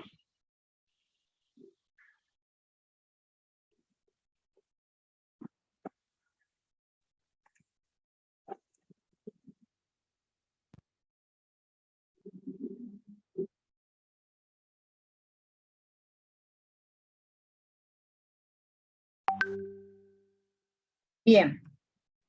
Sí pueden verlo, ¿verdad? Tenemos derechos a salud. Bien, entonces, estos derechos, ya, un poco a definir algunas palabritas, ¿no? ¿Qué es un derecho? Un derecho es prácticamente la facultad que tiene una persona desde que nace, que lo conforma, lo representa la ley y que se tiene que exigir sí o sí para que se cumpla, ¿no? Se fundamenta en la dignidad de las personas. Los deberes es las obligaciones que asume la persona para poder tenerlo en cuenta con su familia, con las instituciones. Entonces, no podemos hablar de derechos si no promovemos los deberes, ¿no? Y estos deberes y derechos en salud, pues, son muy importantes. Entonces, la persona humana tiene un valor muy agregado que es la dignidad. Y frente a esa dignidad humana se encuentra por un lado el Estado como titular de obligaciones y por el otro lado tenemos al ciudadano que es el titular de derechos. Entonces el Estado tiene que garantizarle al ciudadano el respeto, la protección y que se cumplen los derechos. Y el ciudadano tiene que hacer cumplir en el Estado la cartera de deberes, ¿no? Y es un poco difícil, sobre todo cuando no hay esa actitud de querer respetar, ¿no? Los deberes, de cumplirlos. Llego a última hora y quiero que me atiendan primerito, ¿no? O llego a última, o pido que no le tomen o me peleo ahí con los usuarios con tal de que a mí me den la razón, ¿no? O le pido ciertos exámenes al médico, cuando el médico tiene un criterio médico, ¿no? O por un reclamo que tengo, lo agredo, lo escupo, le golpeo al médico, le grito, ¿no? O no solo al médico, sino a cualquier profesional de salud. Entonces, desde el 2015, que ya se crea la Superintendencia Nacional de Salud, se promueve ciertos principios. Y uno de los principios es la igualdad, la no discriminación, la participación y la rendición de cuentas. Y esto pues no solo está inventado en Perú, no solo está creado en Perú, sino como ustedes lo vieron en el video del doctor Guevara, ¿no? Se habló también en Chile, solo que en Chile sí hay una ley de deberes, acá todavía no lo hay, ¿no? Estamos en ese proceso, en ese camino, esperemos que con el tiempo, porque miren, esta ley de derechos en salud está desde el 2015, o sea, estamos con una ley que tiene la edad de un niño de primaria, de primero de primaria, o sea, tampoco no es tan conocida esta ley. Y los enfoques que se toman en cuenta para ejecutar estos deberes y derechos, ya tenemos 4 enfoques. El primer enfoque, que es el de derechos humanos, el segundo enfoque, que es el de género, el tercer enfoque, que es el de interculturalidad, y el último de intergeneracionalidad, ¿no? Entonces, estos enfoques nos permiten ver que en derechos humanos, pues la prioridad hacia los grupos etarios, ¿ya? Y esta prioridad, pues, tenemos a las personas más vulnerables, ¿no? Como por ejemplo, a los grupos de adultos mayores, a los grupos de personas de niños, a las gestantes, de género, por ejemplo, que se preparan, ¿no? Acerca de la posición y de las acciones que fortalezcan la equidad de género entre varones y mujeres. Interculturalidad, porque sabemos que nuestro país es pluricultural, multicultural, y necesitamos que se adecúen los servicios de salud para poder llegar a personas. No todas las personas poseen una misma cultura, y a pesar de que tengamos en un mismo espacio, vivamos en una misma jurisdicción, y tenemos que respetar, ¿no?, los pueblos, tenemos que respetar el principio de igualdad, ¿no?, hacia las zonas, las costumbres, ¿no? Por ejemplo, cuando yo trabajaba en la sierra, a mí me daba mucho gusto ver a las mujeres, a las señoras que usaban sus polleras, ¿no? Sus trajes típicos, se hacían sus trenzas con sus cintas satinadas, vivían de su algodón, estaban esperando las consultas, llegaban bien, eso sí, bien bañaditas, su pollera era bonita, era hermosa, con unos colores, ellas mismas se hacían, llegaban con su jerga, de paso que en la jerga, ¿no?, en su alforjita, ¿no?, en una alforjita, metían un montón de cositas y me llevaban a regalar, ¿no? Yo siempre, yo no les pedía nada, pero de ellas nacía también, que si no lo recibía también se resentían contigo, ¿no? Esa la gente de la sierra es muy querendona. ¿Tú? A pesar de que ellos a pesar de que el profesional está ahí para servirles a ellos, porque es mi deber, era mi deber en ese momento, era el derecho de ellos que yo no podía quebrantarlo, que yo tenía que respetarlos, pero ellos se sentían como que si yo les estuviera haciendo un favor, y no es así, ¿no? Entonces ellos pensaban que si yo las atendía con cariño era porque era buena, y yo les explicaba que todos los profesionales tenían que atenderlos de buena manera, pero bueno, pues como trabajaba en una zona aislada, casi en frontera con el Ecuador, en la Sierra de Piura, ellos decían que muchos profesionales tenían otra forma y otra actitud, ¿no?, de hacer, y se escapaban, ¿no?, paraban en el lugar, pues en el pueblo, ¿no? Yo sí estuve casi, yo bajaba bien raro, ¿no? Porque aparte que no me convenía, ¿no? Por el tema económico, pero mientras estaba paré creo que los 2 años en el pueblo, ¿no? En un pueblito cercano a la ciudad de Ecuador. Y me gustaba vivir en un ambiente muy tranquilo, pero ¿a dónde voy? Que la gente a veces no está empoderada y piensa que uno le hace un favor atendiéndolo. Y no es así, ¿ah? El concepto de derecho es que se tiene que atender sí o sí. Y el enfoque de intergeneracionalidad, pues porque hay un respeto y un valor hacia los jóvenes, hacia las personas adultas, ¿no?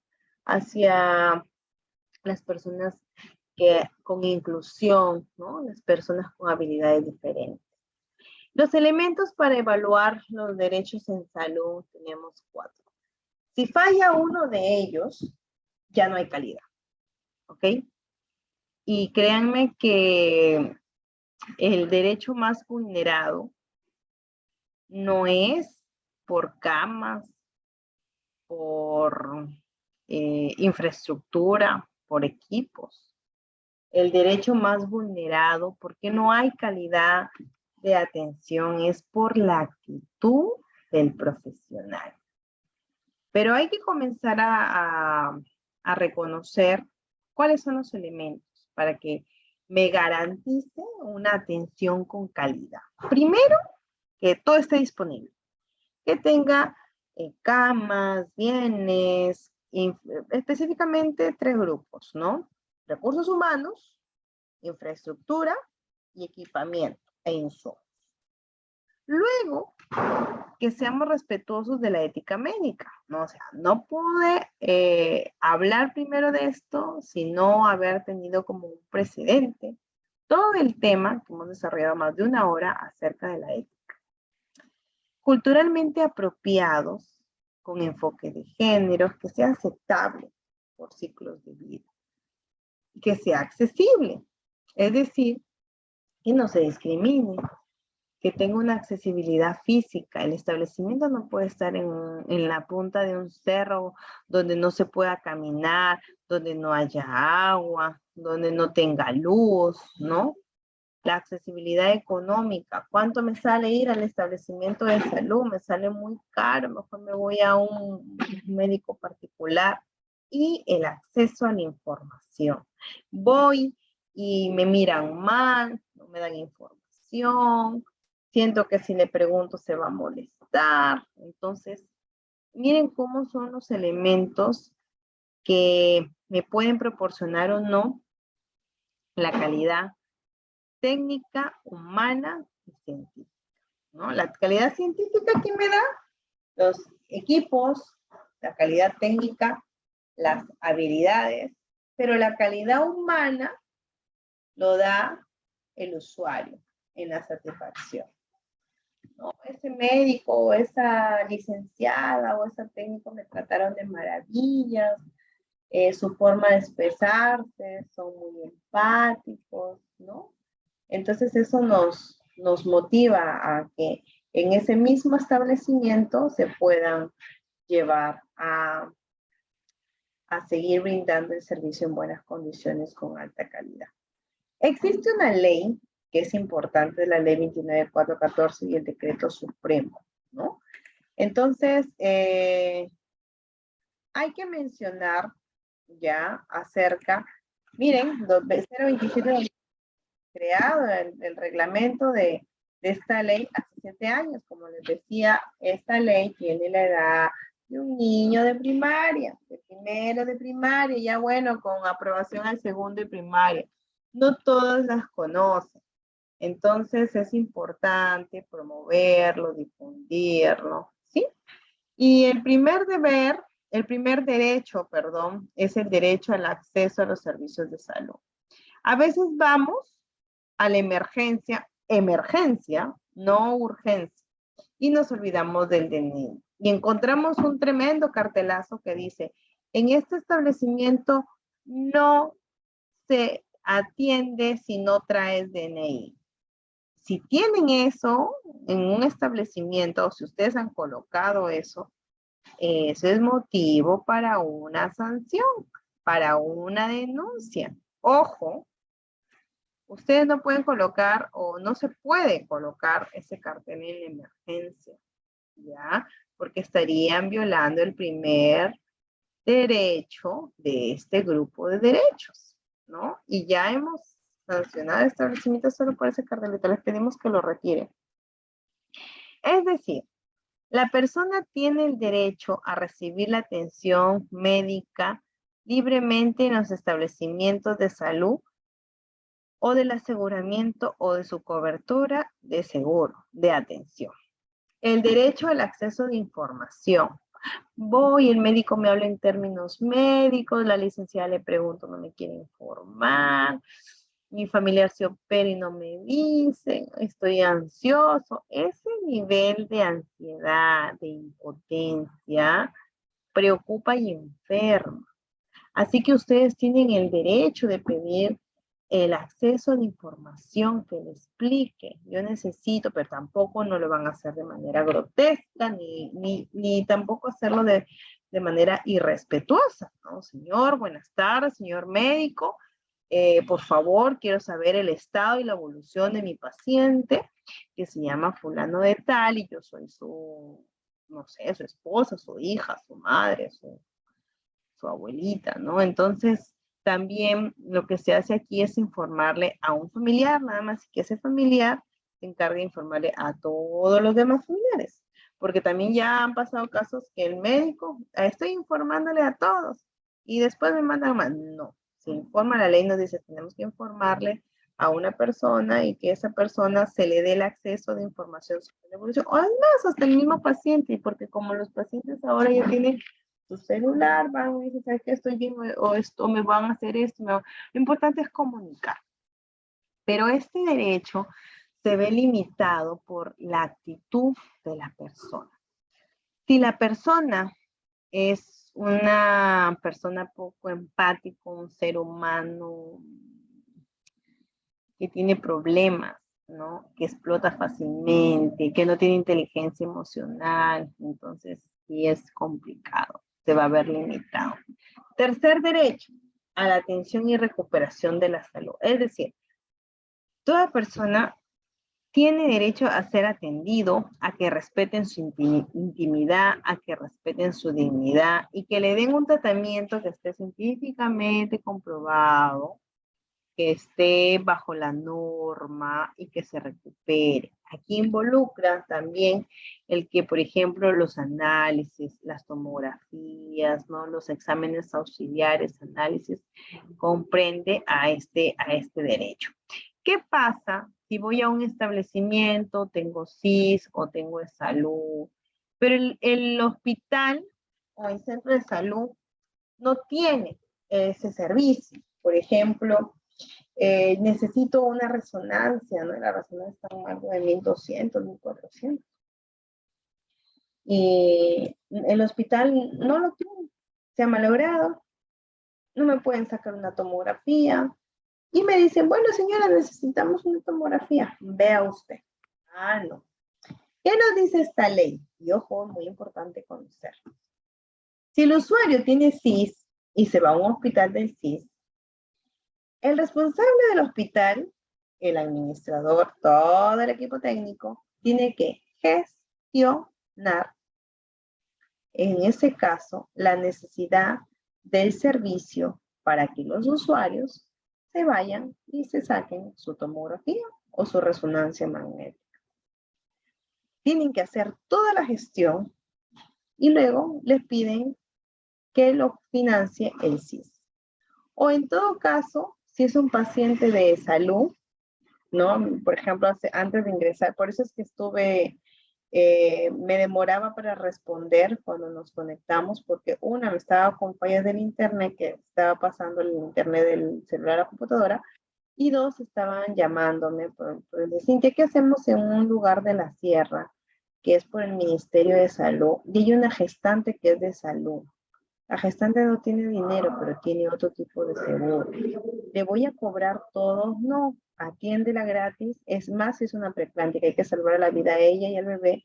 Y dile al jefe del establecimiento de salud, del Ministerio de Salud, del MINSA, que todos los gastos los pida a su GIPRES, Todos los gastos que implican ella, el tratamiento, los servicios de atención médica, la ambulancia, si la tienen que referir, ¿no? Para que le devuelvan dinero el de salud. Ay, pero no, ya han hecho esos procesos y no los quieren devolver.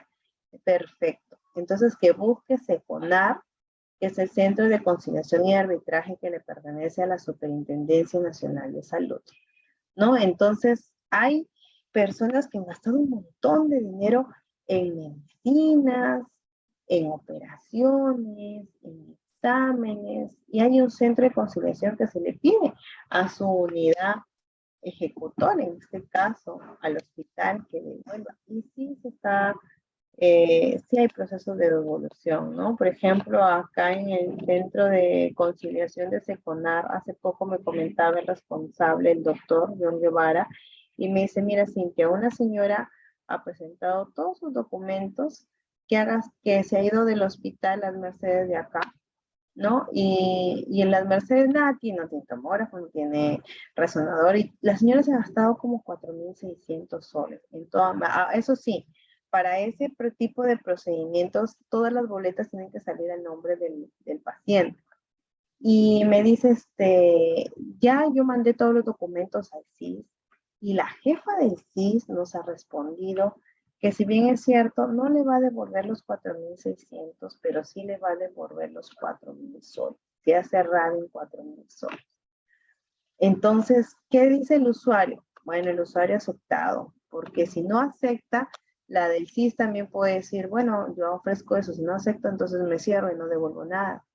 No, entonces, sí están haciendo casos de devolución, sobre todo con este tema, porque ya no ha habido una demanda insuficiente para los servicios que se suelen ofrecer.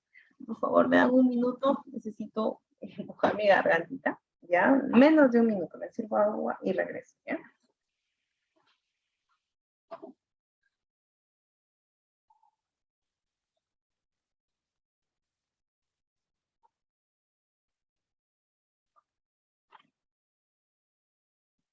Bien, gracias, ¿no?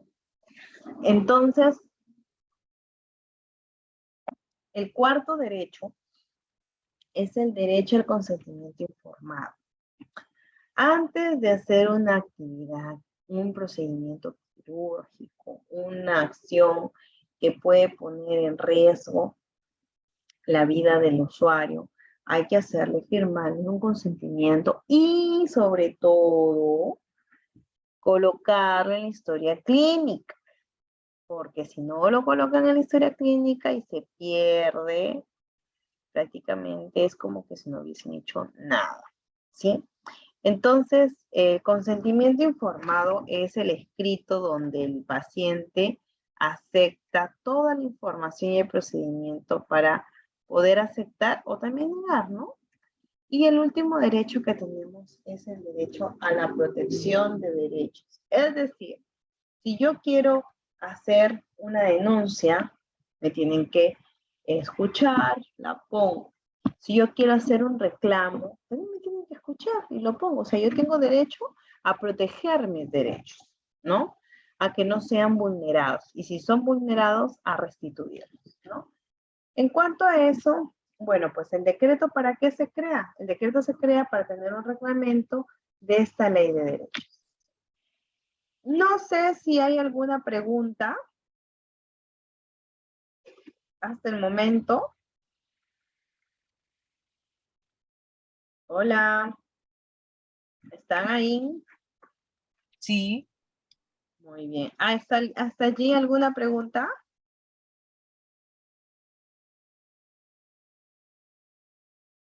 No. Bien, entonces, ¿cuántos derechos tenemos en salud? 5. 5. Primero es el derecho al acceso a los servicios de salud, el derecho al acceso a la información, el derecho a la atención y la recuperación en la salud. El cuarto derecho es el derecho al consentimiento informado. Y el quinto derecho es el derecho hacia la protección de derechos. ¿Ok? Entonces, son 5 derechos, pero dentro de cada derecho hay más derechos, ¿ya? Entonces, hoy día vamos a salir de la clase bien derechitos en salud. En el primer derecho, que es derecho al acceso a los servicios de salud, ¿qué contempla todo este derecho? Contempla que cuando yo voy a la emergencia, no me pueden condicionar a pedirme documento, pagaré, letra de cambio. Emergencia es para la atención de emergencia si lo amerita. Una vez que ya se restablezca, que primero la tienen, ya después pasan todos los documentos. ¿Por qué? Porque a veces por el apuro se olvidan del DNI. Pasó un caso en Amazonas que una señora llevaba con su niño en fiebre de 4 años, ¿no? Y la señora era un niño que tenía 3 días con fiebre de una comunidad aguajum. La señora lleva al niño, ¿no? Y lo lleva y se olvida del DNI. Mencionaban que lo había dejado en la casa de un familiar en el mismo Chachapoyas, pero ella no era de Chachapoyas, ¿no? Entonces ella llega a los 3 días de su hijo con fiebre, se va al lugar de su familiar y de Chachapoyas a 10 minutos en moto se va al centro de salud y en el centro de salud no la quieren atender porque se olvidó del DNI. Cuando la señora regresa con su hijo y regresó ya con el DNI, el niño ya estaba cadáver. No, entonces, ¿qué falló allí?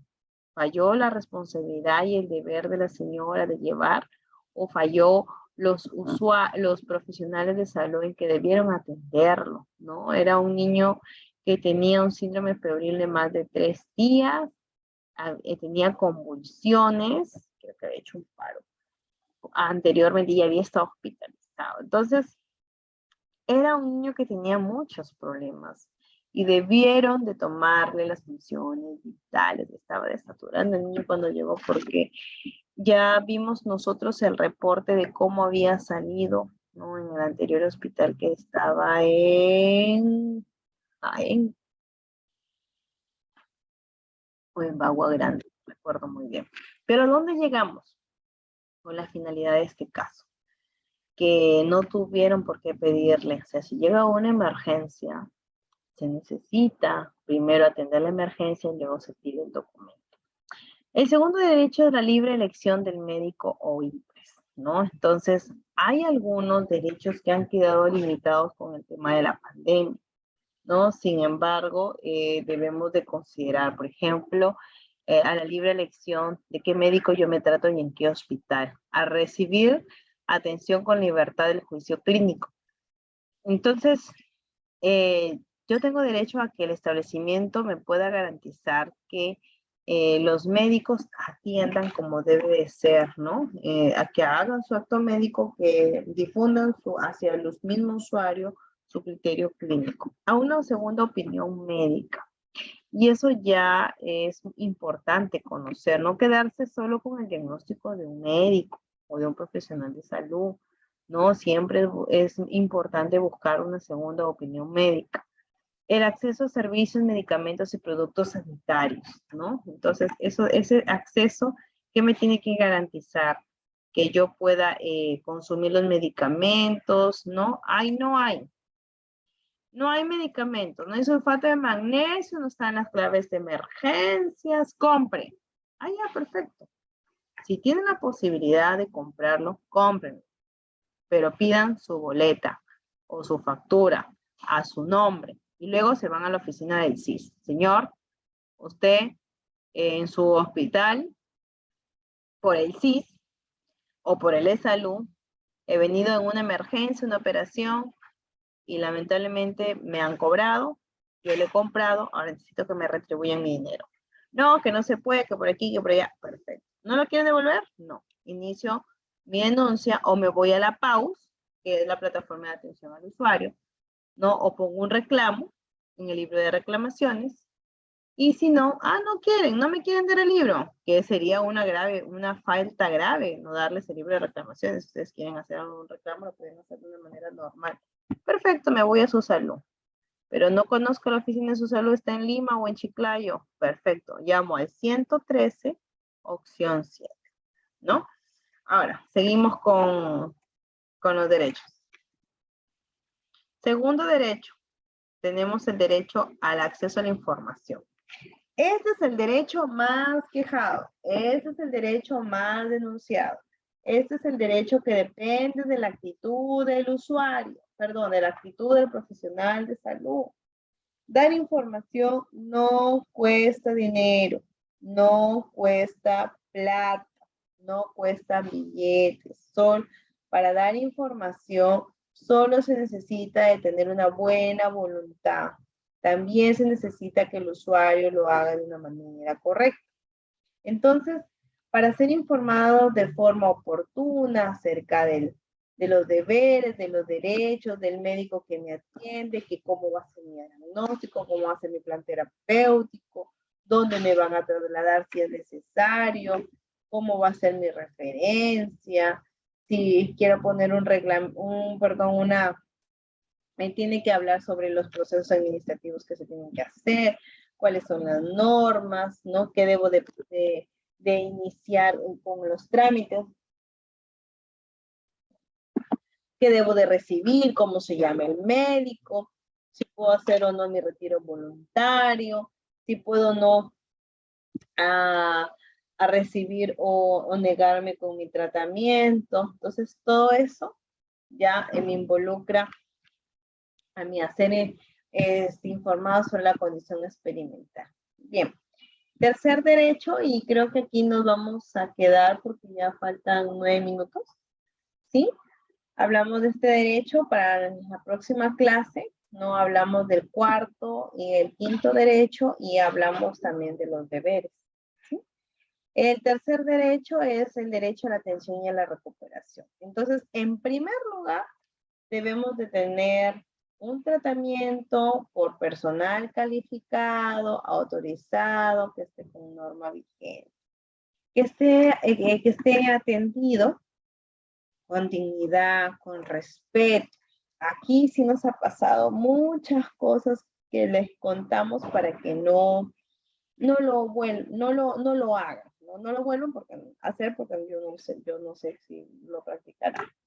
Una ginecóloga o un personal de salud pasa a sus pacientes de 2 en 2, de 3 en 3 para atenderlas más rápido, porque lo que quiere es de la programación de 25 pacientes que le han tocado en el turno, de 8 a 2 de la tarde, ella lo quiere hacer de 8 a 10 de la mañana para las 10 y media ir a su clínica hasta las 2 de la tarde que termina su turno, ¿no? Entonces,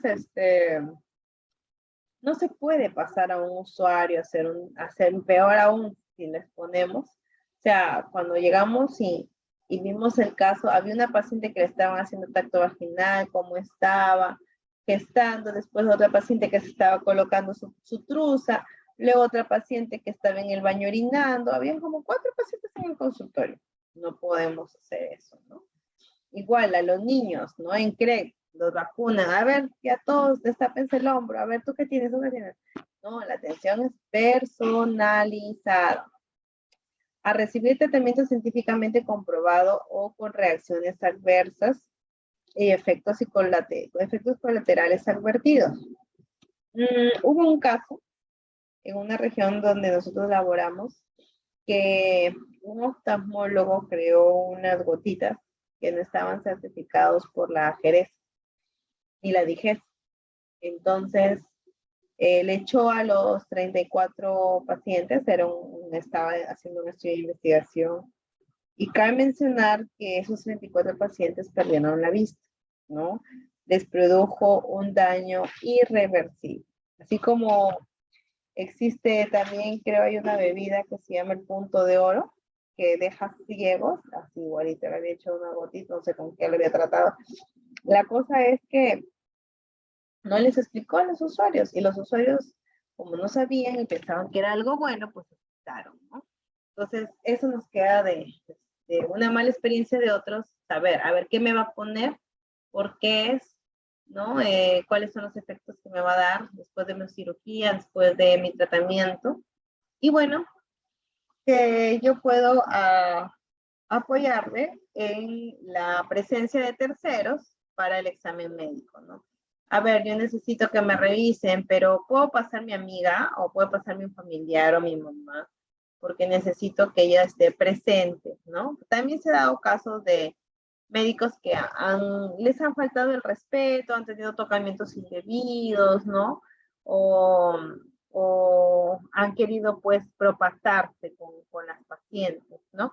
Entonces se respeta que la paciente pueda pedir la presencia de un tercero para un examen médico. Y también nos vamos a quedar hasta respetar el proceso natural de la muerte, ¿no? Sobre todo esto es aplicable para los pacientes oncológicos, para los pacientes con enfermedades crónicas que ya necesitan estar en casa, ¿no? Gozarlos, darles calidad de vida, ¿no? Es que estén en casa relajados, porque si van a estar en un hospital también es una gente contaminante, ¿no? Entonces, bueno, ya quedan 4 minutos de clase. No sé si tiene alguna consulta de hacer, por favor, mientras vamos ya culminando el día de hoy. ¿Sí? A ver.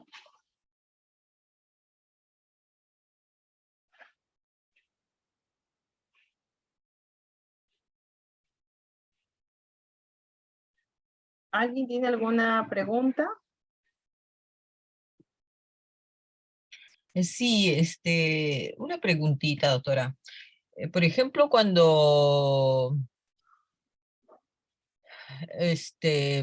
un varón, bueno, va a hacer un examen clínico a una paciente, de todas maneras tendría que estar presente un personal técnico o alguien, porque la paciente también podría denunciarle o malinterpretar algún detalle del examen médico y ponerlo en problemas al médico, ¿no? ¿Eso es legal? ¿Está...? Si yo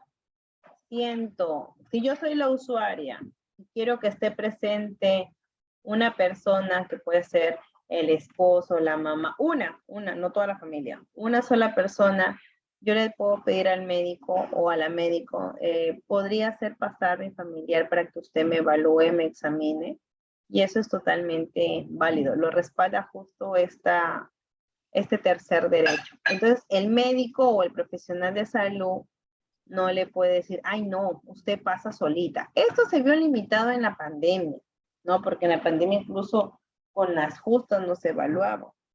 Pero ahora que ya estamos volviendo un poco a la normalidad, sí puede presenciar un tercero que estén revisando a la persona, el mismo profesional. Y profesional no se puede negar, ¿no? Sí, eso sí, está claro, pero digo yo porque yo trabajo con muchos colegas que son varones y ellos dicen que, por ejemplo, ya una paciente se cayó sentada, entonces viene porque le duele el coxis. Y entonces los colegas dicen, uy, pero ahora ya nosotros tenemos que examinar, uno que hay que examinarla con guantes y tenemos que llamar a la técnica porque de repente la paciente después puede denunciar de que el médico la trató de violar o le ha hecho tocamientos indebidos. Entonces, como protección para el médico, ellos solicitan a veces que esté presente una técnica o un personal, otro personal, mujer, área médica, claro, mujer, claro. Si es una paciente, entonces tiene que ser mujer, ¿no? Pero para protegerse ellos, de que también podría haber una denuncia por parte de la paciente que de repente malinterpreta algo o simplemente quiere obtener algún beneficio, ¿no?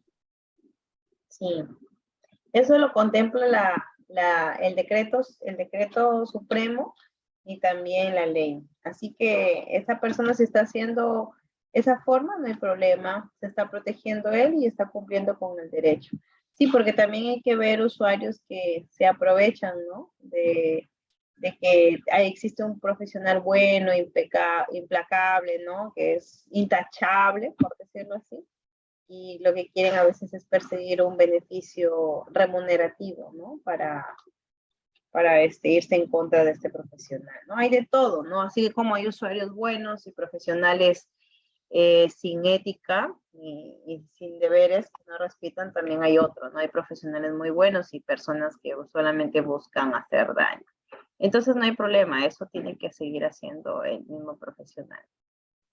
Sí, no sé Ya, si hay otra gracias, pregunta. gracias. Ya, Soraya. ¿Otra pregunta?